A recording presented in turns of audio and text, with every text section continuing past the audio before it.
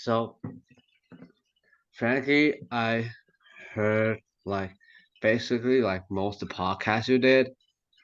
Okay. Really love it. So when I So what's finally your get the background? chance to invite you, and when you say yes, I was like, whoa, crazy. That's crazy. No worries. What's your background? I'm a performance coach in Okay. Taiwan. And what kind of athletes do you work with? Basketball, badminton, soccer, rugby, uh, table tennis. Okay. Good. So I've had experience with some of those. So that's good. And my Yeah. daughter she's really big into badminton. So maybe I'll pick your brain as to what I should be doing for her badminton career. And to be honest, one of my friend, he's the he's the Olympic gold medalist trainer. Okay. I think it's last year, right? Yeah. Yeah. Very good. Very cool. So I hope I can help with that. Perfect. That would be great. So although I'm uh heard most of the podcasts you did, Mhm. but still can you introduce yourself for the audience in Taiwan? Sure. So my name is Professor Keith Baar. I'm a molecular exercise physiologist. So what that means is that I look for, I try and figure out which molecules we need to turn on or turn off in order for us to improve our muscle, tendon, ligament, cartilage function. Great. So then why most of the time I heard you discuss about isometric training. Okay. So why do we use isometrics? So one of the things that we know, and when we use isometrics, what we're doing is we're using isometrics when we've got a little bit of damage within a tendon or a ligament or some sort of tissue. It could be muscle, tendon, or ligament, really. And the reason that we use isometrics is because what happens when you damage a tissue that is a connective tissue, so it's got lots of collagen molecules in it, and those collagen molecules are all supposed to be aligned all along the line of force. So in a tendon, they're all going to be directionally oriented between the muscle on one end and the bone on the other. In a ligament, depending on how much rotation there is, there's going to be some collagen that's rotationally aligned as well. And so what happens is that when we train, and we do a lot of training, as everybody knows this, you wake up in the morning, you do your first stretch, you get out of bed, and you barely can hobble around a little bit because your calves are tight. But over time, you get an increase in the range of motion. And that increase in range of motion is because the stiffness in your tissues actually is high, really high in the morning. That's why if you have a tendinopathy, you'll really feel it in the morning, because that's when you've a lot of times been sleeping in a position. And most of the time when we sleep, our tissues are in a shortened position. So like the key tendons that we stand on or we move, like our Achilles tendon or patellar tendon, they tend to be in a shortened position. And so then we go to move, and now they're a little bit stiff because they've been in that shortened position for a while we slept. And so what happens is we start to load them, they start to become less stiff over time. And that's just, as we do that, what we're doing is we're decreasing some of the little attachments that's probably been made overnight. Okay, so we get that, and that's great. But then what happens is we continue to do that, and it continues to get a little bit less and less stiff over time. So the more we load, so if you go out for an hour run, or you're playing badminton, you're playing table tennis, and you're going to do 8 hours of training, well, what's going to happen is over time, your tendons and your ligaments are going to get less and less stiff, just to a point where what is then going to happen is we're going to do a really fast movement. When we do that really fast movement, we're going to do what we call a jerk. And so jerk is a physical property. So where I am right now, that's my location. The rate of change of my location is my velocity. The rate of change of my velocity is my acceleration. And the rate of change of my acceleration is my jerk. And so what you're going to see is when I go and I do, say I'm playing table tennis and I'm doing lots of little jumps, and then what's going to happen is I'm going to go in for a smash. So what I'm going to do is I'm going to jump down and then I'm going to jump up really fast. And so now I'm jumping down, I'm going to hit the ground, but my muscles and everything are trying to accelerate me upwards. And that's accelerating in 2 dimensions. Most people think of it easiest as tennis elbow. So I'm swinging a tennis racket, the little tennis ball hits, the tennis ball is accelerating one direction, I'm accelerating the racket in a different direction, and that's when we get jerk. We get tennis elbow because jerk is a physical property that really puts our collagen-based tissues at a position where they're at the most chance for injury. So now we've been loading for a long period of time. Now we're going to do this high jerk movement, and we're going to get a little, it can happen that we get a little bit of a tear. And that little bit of a tear is then going to, because of the way that the tendon works, we're not going to be able to fix that very easily. And over time, the more you do this, so if you're a basketball player and you're doing lots of dynamic jumping all day long and you're playing long periods of time, and then you're going to get, most basketball players have jumper's knee, so they have patellar tendinopathy. A lot of what's happened is you get a little bit of tissue fatigue, you then do a really high jerk movement, and that's when we get these small tears. Those tears, just because of how the tissue is, they won't fix themselves. And the reason they won't fix themselves is when we tear a little bit of our tendon or we tear a little bit of our ligament, the way that we need to fix it is we need to get load through that. But it's hard to get load through a damaged part of our tendon because that damaged part is less stiff than the rest of the tendon. And so if you've got a stiff structure right beside a not stiff structure, the load is going to go through the stiff structure. And we're going to do what's called stress shield that injured area. And there's a wonderful Japanese professor Hayashi, who had done these beautiful experiments in rabbits where he took the patella and he took the tibia and he just put a wire in. And he kept the patellar tendon completely healthy, but he unloaded it. So he stress shielded it by putting a metal wire in. And so now when the rabbit went to move, instead of the load going through the patellar tendon, it went through the wire. And then over about a 4 to 6 week period, what he found is that the tendon, the collagen molecules were smaller, there were a lot more cells in it, and the collagen itself wasn't directionally oriented. Those are exactly the same things we find in a scar. And so what we get when we get these small injuries in tendons, we get stress shielding that prevents load from going through our tissue, and now we can't fix it. And so that's where we use isometrics, because one of the properties of a tendon or a ligament or even a bone or cartilage is that they're viscoelastic. That means that they have both stiffness that comes from the liquid within the tissue, as well as stiffness that comes from the material, the collagen. And so what happens if we hold an isometric is the tension within the tendon, within the strong collagen part of the tendon, goes down. And what we do is we go down below the stiffness of the scar. And so now the scar has to take on some of the load. And that's where we can get directional load through the scar using long isometric holds. So we talk about isometrics, we talk about 30-second isometrics. You can, as a performance coach, you maybe use isometrics as these very short isometrics that are good for explosive or reactive strength or all of these types of things that are going to stiffen the structures. We're using the long isometrics so that we get these really big decreases in stiffness within the tissue that allows us to get a decrease in stiffness of the healthy part of the tissue so that it's less stiff than the injured part, so that we can get load through that injured part. And so that's why we use isometrics, because that's the only way that we get load through those tissues. So get loads through those tissues, does that also gonna reduce the the tendon pain the athlete's gonna go through?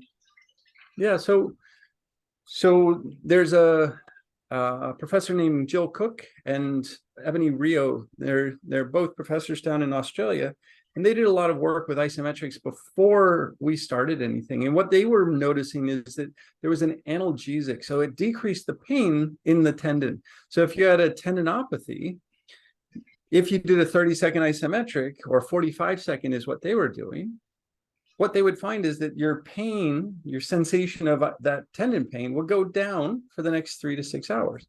And so it has this ability to decrease pain. What we're doing with the isometric is we're trying to get that signal to the cells that are in there so that we can actually regenerate that injured part of the tendon.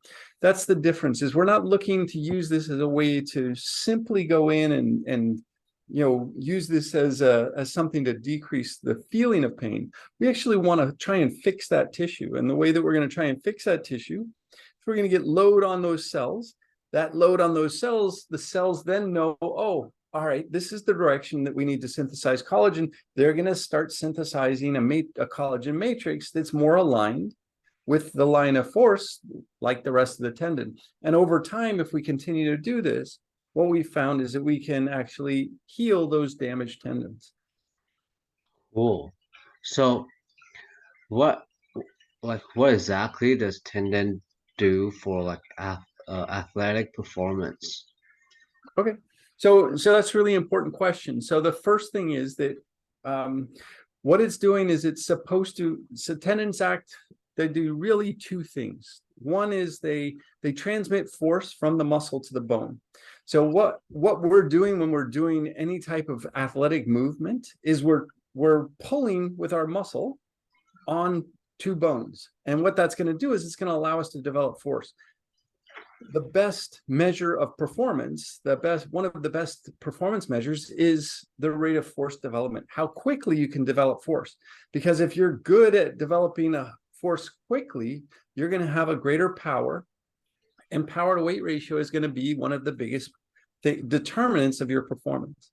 So what the tendon does is it's going to, the first thing it does is it transmits the force. And so if you have a tendon and that tendon is really stretchy, it's not going to transmit the force as effectively as if you have a stiffer tendon.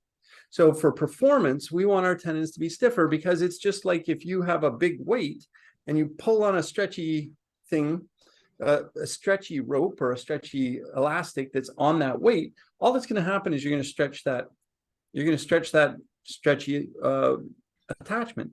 But if instead you have a rope, now it's going to stretch a little bit, but then we're going to move that weight. So we're going to move the weight with the less stretchy one. But if I have a steel rod attached to that weight, as soon as I pull the steel rod, it's going to move. And that means that as soon as I produce force, I can transmit that force to the bone, is what we're looking to do, so that we can move quickly. So our tendon stiffness is a good measure of performance.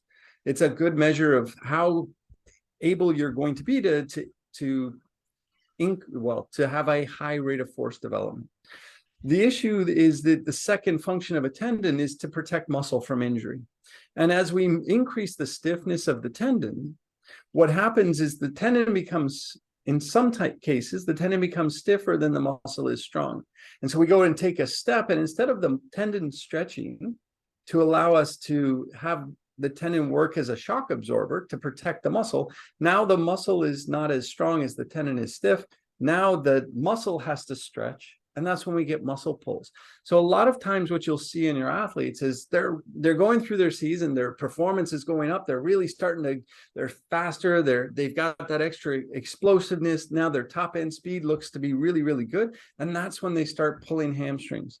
That's when they start having these issues, because what we've done is we've gotten too stiff on the tendon. Performance measures have gone up, but that tendon is now stiffer, then that muscle is strong. Now what's going to happen is the muscle is going to pull, because the muscle isn't strong enough to deal with that stiffness in the tendon. All right. And so the two functions of a tendon are kind of two opposite sides of the performance coin. We want to have stiff tendons to increase our performance, but if we go too stiff, what's going to happen is we're going to be at a higher risk for injury.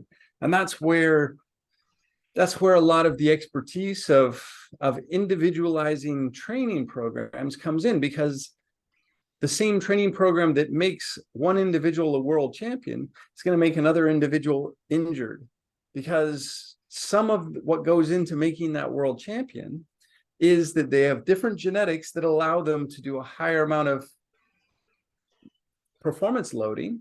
And that means that they've got greater resilience within the tissues. And that means that they're able to handle a greater training load before they get those muscle pulls that people who are maybe have the same skill set, but always get those kind of niggling injuries all the time that decrease their performance.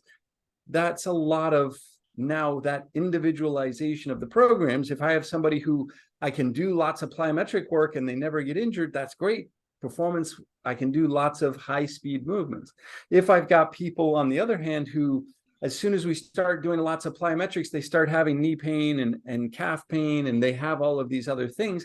Now what I have to do is I have to integrate more protective movements for those people who have a greater injury history. So since there's like two function for the tendon pain, and there's like for ISO, there's like short ISO and long ISO. Mm-hmm.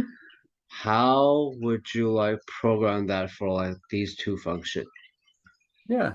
So there are a lot of people who like to use ISOs because there's a little bit less likelihood of getting muscle pulls. So they'll use short ISOs as a way to increase the stiffness of the tissue, as a way to do a performance move.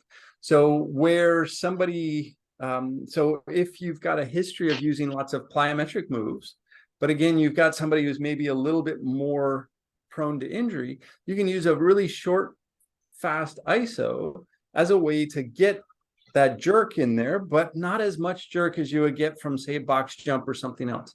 So those plyometric moves that are much more dynamic, that have a greater load on them, that's maybe going to be a second thing that I'm going to step towards. But I can do some early training, especially on people who maybe have a greater injury history, where I'm going to do some movements or some contractions where I'm going to start in a long joint angle and I'm going to do a push that's only going to last for maybe 1 second or a half a second. That short ISO, don't have to do movement. Well, what I'm trying to do is I'm trying to increase that kind of the stiffness of those structures. So that's how I would use a stiff or a short ISO. The long ISOs, again, those are going to be for the health of the tissue. So if I again have a long history of, say, patellar tendinopathy, because table tennis, you got basketball, you got badminton, that lead leg in badminton, we know from Michael Kerr's work, it actually has a bigger patellar tendon than the trail leg, because you're always stepping in that direction. You're always stepping with that one leg. And there's a greater likelihood of getting that patellar tendinopathy. In basketball, we have it both legs. In high jump, we're going to have the plant leg is going to have a bigger tendon. And all of these things are telling you that these tissues are highly dynamic, because I can look at my dominant leg and see a bigger patellar tendon than my non-dominant. You see it all the time in tennis players. They're going to have more muscle mass, more tendon cross-sectional area on their dominant arm, on their tennis arm, than on their non-dominant arm. So these tissues are going to adapt to this. And what we're doing is we're trying to combine all of their gameplay, all of their practice, all of their having to compete. And we're trying to then say, okay, what am I going to do that's going to support that in the gym? And I can do that using isotonic movements, where I'm going to go through a full range of motion. If I've got a healthy individual, what I can do is I can say, okay, if I use a lightweight, that movement is going to be fast.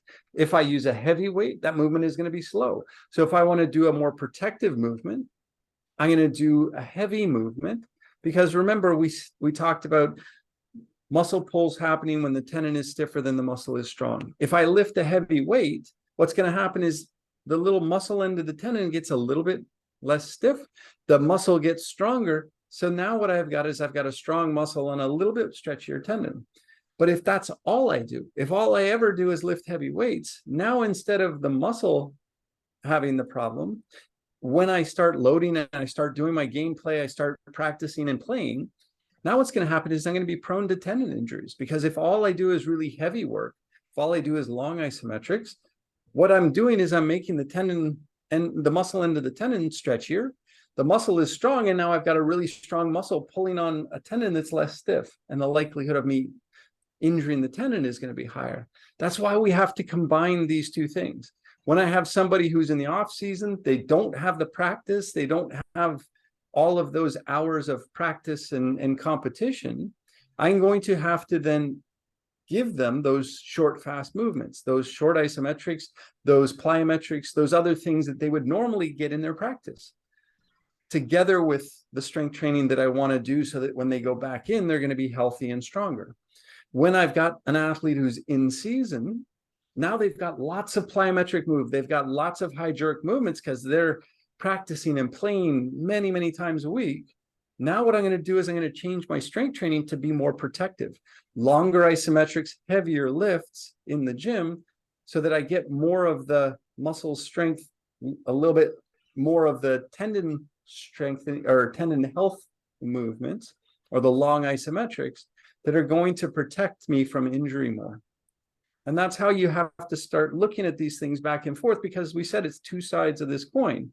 If we go too much heavy work, we're going to make our performance go down, and we're going to make our tendon a little bit more prone to injury. If we go too much performance light work, now we're going to make our muscle less strong, and we're going to make our muscle more prone to injury. So what we have to do is we have to combine these two together in a really effective way. And it's got to actually be different for every individual, because every individual's got different history of injury and that different susceptibility to injury as well. Cool. So if we're focusing on like tendon health, how like is like isometric training gonna be better than, like, let's say, like eccentric? Because from what I know like eccentric also help with the help to like align the pressure for the tissue, right? Yeah. So the idea behind the eccentrics was always, it wasn't eccentric training, it was slow eccentric training, right? So it was, you do these really slow, heavy eccentrics. And what we've realized is that it's that slow component that's important. So if you do the same eccentrics, but you do them quickly, you're just going to injure yourself more. So what we realized is it was the slow component, heavy and slow. So that's why those eccentrics were helpful. You can do, Michael Kerr has shown that you can do heavy concentric strength training and still have a benefit on the tendon. The thing that both of them have together is the slow component, where as you go more slowly, you get more stress relaxation, you get more decrease in the stiffness of the healthy part, more of a likelihood that you're going to get load through the injured part. That's why we went to the long isometric holds, because that's the slowest of the contractions. And so all we did was say, oh, look, eccentrics work pretty well. Oh, look, heavy, slow eccentrics work well. Oh, look, heavy, slow concentric training works kind of well. What would happen if we just took the slow component and the heavy component, and we took the movement out, and we did it at a long joint angle so that the tendon is already a bit stretched already? And what we found is that that was a really effective way to get that regenerative stimulus into the cells within the scar. And it was, for us, so far in our hands, it seems like that's more effective than either doing the slow eccentrics or doing the slow concentrics, just because even when you were doing slow eccentrics, you're never doing a 30-second slow eccentric. You're doing like a 5-second or a 3-second. And yes, it's got some stress relaxation, but it's not nearly as much as you get over that 30-second period. Why does that have to be like 30 seconds or longer than 30 seconds? What happens through those in that time? Yeah, so what we do, we can do this. I'm going, after we talk here, I'm gonna test some tendons, some ligaments in the laboratory. And so what we'll do is we'll do a mechanical test on them. And what you know is anytime you mechanically test a tendon, if I pull on it and hold it at that length, that's what we do with an isometric. We pull on our tendon and we hold it there. What happens is the stiffness that I measure, that means how much force it takes me to pull it there, is really high initially. And then over time, what happens is it decreases and it goes through what's called an exponential decrease. So it decreases in a way that it goes down and then it kind of stops going down anymore. And so that's how we pick 30 seconds, because if we pull on a tendon, the stiffness goes up, the measured stiffness. If we hold it at that length, over time, it's going to go down and then it's going to start to flatten out. And it goes down about 2/3 of the way in the first 30 seconds. If I hold it for another minute and a half, it's only going to go down another third. So I don't really get that much extra from going longer. We don't know for sure that that's the best yet. I've got a student right now who's running an experiment where she's looking to see whether if we produce a patellar tendinopathy, and then we do increasing durations of the isometrics, is there a best duration? So is 2 minutes better than 30 seconds? We are going to do that just early in the new year. But right now, what we know is 30 seconds is effective. Is it the best? I can't say that for sure because we haven't done that experiment. But so far, what we see is that 30 seconds is really good. And so now what we're doing is we're trying to figure out, okay, what other components of the isometric are important? If we start at a longer joint angle, is that better? If we do 4 contractions, is that enough? Or are 10 contractions better? All of those questions, that prescription of repairing the tendon, we're still trying to figure out. But so far, we've just come to this kind of standard protocol that seems to be effective. And what that is 4 30-second isometric holds with 2 minutes of rest in between as a way to kind of treat the tendinopathy that we've been getting. So, and the nice thing is that if you go out and you say you're a basketball player and you go out and you practice for 2 hours, because what we've talked about is that you're doing jumps and all of these dynamic movements, there's not been any stress relaxation there. So the cells in the scar aren't really getting any signal from all of that gameplay that you've done. So what I can do is afterwards, I can come in and do an isometric, I can do my 4 isometric holds on that.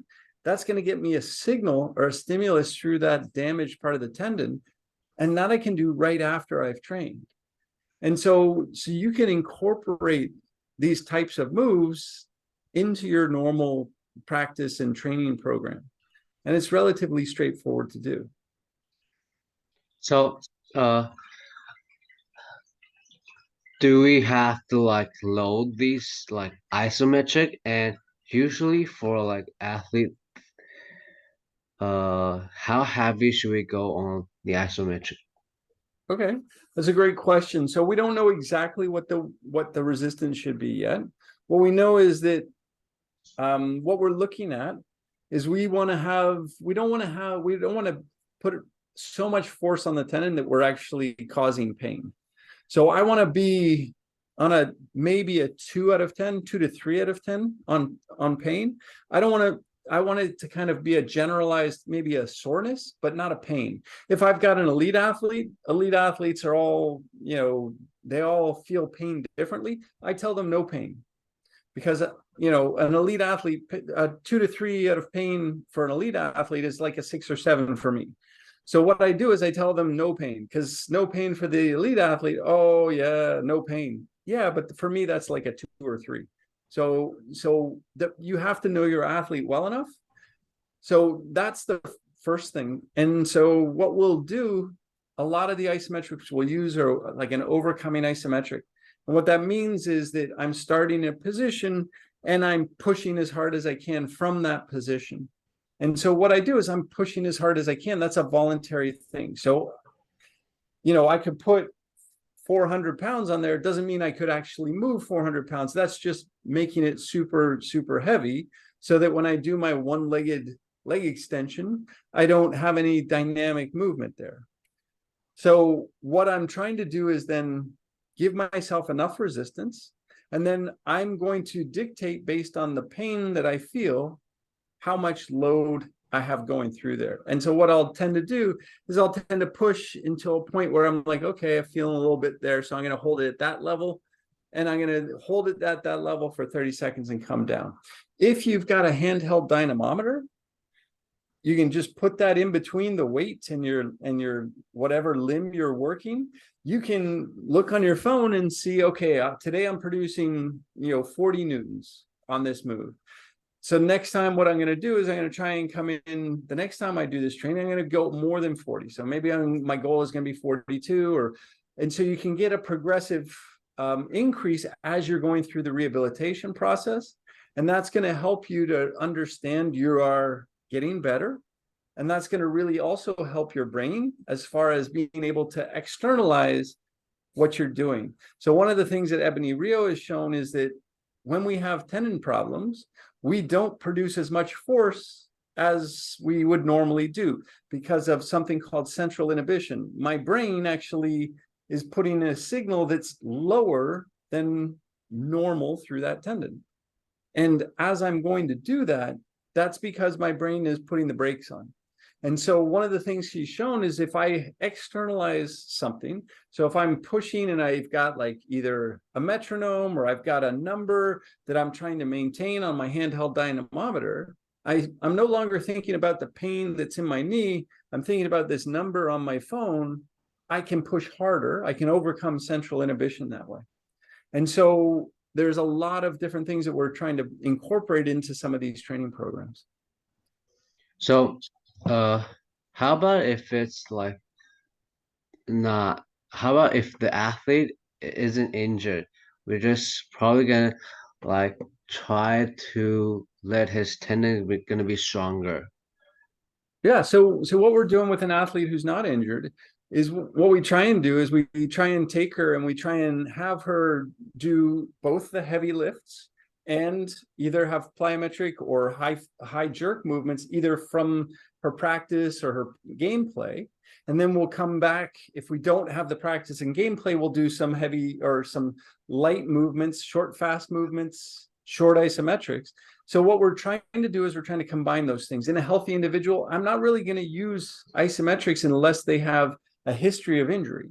So I'm not going to use my long isometrics unless they have a history of injury. So what I'm trying to do is I'm trying to say, okay, now what we're going to do instead is I'm going to lift a heavy weight, because then I'm going to get that heavy. That means it's going to be slow. And that heavy weight's going to make the muscle stronger. And so now I've got a stronger muscle and a slightly less stiff tendon. It's not going to be a huge decrease in tendon stiffness. Whereas if I do that long 30-second isometrics, I'm going to have a greater decrease in the stiffness.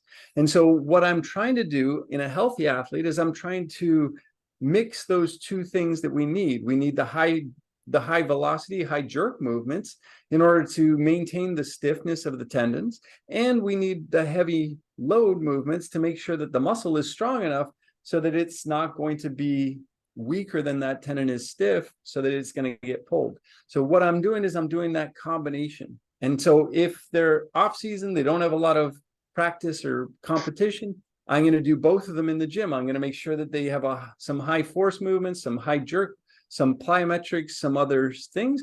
And I'm going to have those heavy loads so that we're developing both the stiffness of the tendon as well as the strength of the muscle simultaneously. So in that way, what we're then going to do is we're going to increase both of them in parallel, and that's when our performance is going to go up. So in the uninjured athlete, we don't have to use long isometrics. We can use short, we can use any kind of plyometric moves, and we're going to incorporate some heavy moves as well. And so all we're trying to do is we're trying to combine those two types of moves, the heavy and the light, so that we can not get to the point where if we're only doing heavy, muscle strong, tendon's going to be prone to injury. If we're only doing light, the tendon's stiff, the muscle is weak, we're going to be prone to muscle injury. So if we combine these two in the right combination, what we're going to do is we're going to get a stiffer tendon with a stronger muscle, and that's going to give us that better performance that we're looking for. So can you like give us some example, like some sort of movement that you recommended for, like, let's say Achilles tendon pain or like patella tendon pain? Sure. So patellar tendon pain is the easiest one. It's going to be like either you can do it as a squat or you can do it as a leg extension. And I know people who in like professional basketball here in the US, they've actually had to buy in and like a leg extension machine because they hadn't been doing it for years, because nobody does an isolated exercise anymore. It's all functional moves. So now what they're doing is they're bringing back something like a leg extension machine, but you can do it without the leg extension machine just by having, say, like I use tie down straps. So straps that are going to be really stiff, they don't have any give in them. And I'll put that around, say, the leg of a chair, and I'll just do a leg extension from a chair or a stool. So that's a good one. You can do anything like a Spanish squat or any type of bodyweight squat where you're going down. You could even do the old wall sit, because a wall sit is a classic isometric contraction. And there, what you're doing is you're getting that load going through that patellar tendon. Same thing is going to be true for isos for the calf. What you're doing now is you have to incorporate 2 different moves for the calf, because everybody always does the straight leg calf work where they're doing, and say they're doing an iso where they got either a leg press or they're doing something where they're just pushing out with a straight leg. But what people don't do enough is the bent leg one. The soleus component. Soleus is going to give us about 75% of the load through the tendon. And a lot of the tendinopathy we get is because of that soleus. And so what people should be doing is there should be that bent knee with trying to get a toe press from a bent knee position. I do it with some of my athletes who don't have a big expensive gym. I have them put a big textbook on the ground. I have them sit on the bench, and I have their significant other sit on their knee. And so they just have to then keep their toe up, or they can be a little bit in a dorsiflex position, and they're just going to hold their significant other on their knee for 30 seconds. That's an easy one to do. It can be fun as well. And so that's what I would do for Achilles. So a straight leg toe press or a bent leg. Again, 30 seconds each, 2 minutes of rest. You can rotate through them. The way they do it with the tie down straps is the tie down goes around your hips. For the straight leg, it goes straight down over your toe. You get into a bit of a dorsiflex position, and you're just pushing out against that resistance of that very tight band. And then for the bent knee one, all I do is I put the band over my knee and around my toe. And again, I'm just pushing down from that seated position. Both of those are really good for the Achilles. And then the leg extension and a squat would be the ones that we would do for the patellar tendon. Yeah, great. So besides like patellar tendon and Achilles tendon, is there like any other like common injury you see on the tendon side of things? Absolutely. So rotator cuff is huge for all of your racket sports, as well as things like rugby, people going up into a position and they get knocked in that position. So all of the rotator cuff easily addressed using those long isometrics. So you just go through, you find out which of the 4 movements are giving you the problem. Those are the ones you're going to do your isos on. So that's a classic one as well. A lot of issues with either tennis elbow or golfer's elbow. And those are easily done. The way that I do it is I'll do it with a frying pan. I have a really heavy metal frying pan. I'll rotate it out. That'll be for my tennis elbow. I'll rotate it in. So I'll turn my palm up, and that'll be for the golfer's elbow. So you can do simple things like that. I know there's a big golfing guy who basically just takes a golf club and hooks the golf club head underneath, let's say, a door handle, and he just pushes up and tries to rotate his hand this way, and that's how he treats his golfer's elbow. So you can use the tools of your trade, very simple exercises. So those 2 are really, really common: golfers and tennis elbow, the rotator cuff. We get a fair bit of hip as well. Groin is a big one. Proximal hamstring is a really big one as well, because the proximal hamstring is where we get our pulls. But most people do Nordics, and that only really works the distal hamstring. So you have to do a separate iso for the proximal hamstring. And that's a straight-legged iso with with a bent leg on the other side to try and take the glute out. Because the problem with doing the high hamstring is the glute compensates. So you have to have one knee bent and the other leg straight in order to get that high hamstring tendon isometric to work. So a lot of people use the Copenhagen to get the groin. That's a really good one for the groin.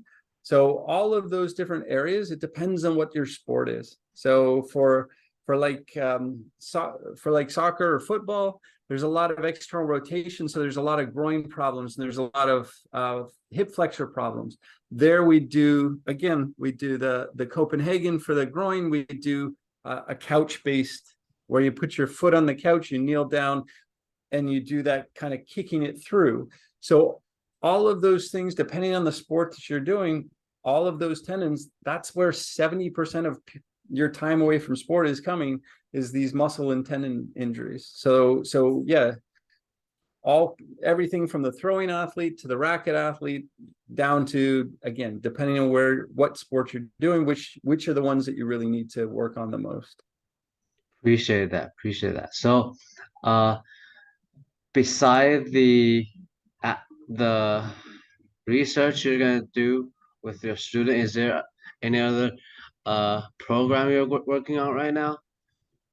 Yeah, so we've got a lot of things that are pretty cool. So we've some of it's really in-depth science. So we've got everything from, we've done what's called spatial transcriptomics on injured tendons. So what we do is we take rats and we give them a patellar tendinopathy, and then over time we section those patellar tendons, and we actually can give you the exact location of all these different genes that are turned on, both in the scar but also around the scar. And that's how we're going to also look to see what the optimal loading is, because when we optimally load, we should turn gene expression back to what it was kind of developmentally. We've got these really cool data from tendon development, again, using transcriptomics to look and see which messenger RNAs are made very early before you walk, right around the time where you start to walk, and then when you're mature. And this is in two different tendons. One tendon is getting longer, the other tendon is getting bigger in cross section. And you see differences in the two different tendons based on how they are growing. And that's really going to be helpful to us when we're thinking of programs. Like, do we have to have different programs for a patella tendon or an Achilles tendon, depending on where we are age-wise? Because I'm sure that you've experienced with your young athletes that a lot of young athletes get what we call enthesotomies. They get Osgood Schlatters, they get these heel pain or knee pain that are based on whether the tendon is growing longer or the tendon is growing wider. And so how we deal with those, that's going to be something that we'll have a really good idea with because of some of the genetic analysis that we're doing. So those things are really good. We got lots of stuff going on where we're trying to figure out if our body produces cool little compounds after we do heavy exercise that actually make our tendons and ligaments stiffer. Because we've seen that if I take your blood before you lift heavy weights, and then about 15 minutes after you lift heavy weights, and I use that blood on these human engineered ligaments that we make, that the ligaments we make from your blood after you've exercised are going to be stiffer and stronger than the ones you made before you exercised. And it's not because of hormones, because we checked all the different hormones. It's probably about something like an exosome, which is a small little thing that, say, your muscle or your other tissues produce. And that's going to circulate, and it's going to get to our tendon cells and say, oh, here's a signal, we need to make more collagen. So that's one of the reasons that we actually tell people that if you have, say, a shoulder injury and you've got a shoulder tendon injury, and as you're doing your shoulder work that's going to be slow isometric, you should still be lifting heavy with your legs and other tissues, because your body is producing factors which are actually going to help your healing in those tendons, even if you can't load them to the same degree. So lots of different things we've got going on that we're really excited about. Cool. Looking forward to that. So that's kind of all the question I have for today. If there's like coaches or therapists are interested in what we're talking about today, where can they reach out to you? Yeah, so they can either reach out to me on something like Twitter, where I'm known as Muscle Science, so all one word. So that's an easy way to shoot me a direct message. People can email me. It's so, and we do through the Muscle Science Twitter handle. If when we publish new research, that's where we talk about what that research is and what it means. And I also talk about other people's research when something interesting comes out. So that's an easy way to kind of stay up to date with some of the things that we're thinking. Cool. Appreciate that, man. Yeah, no problem.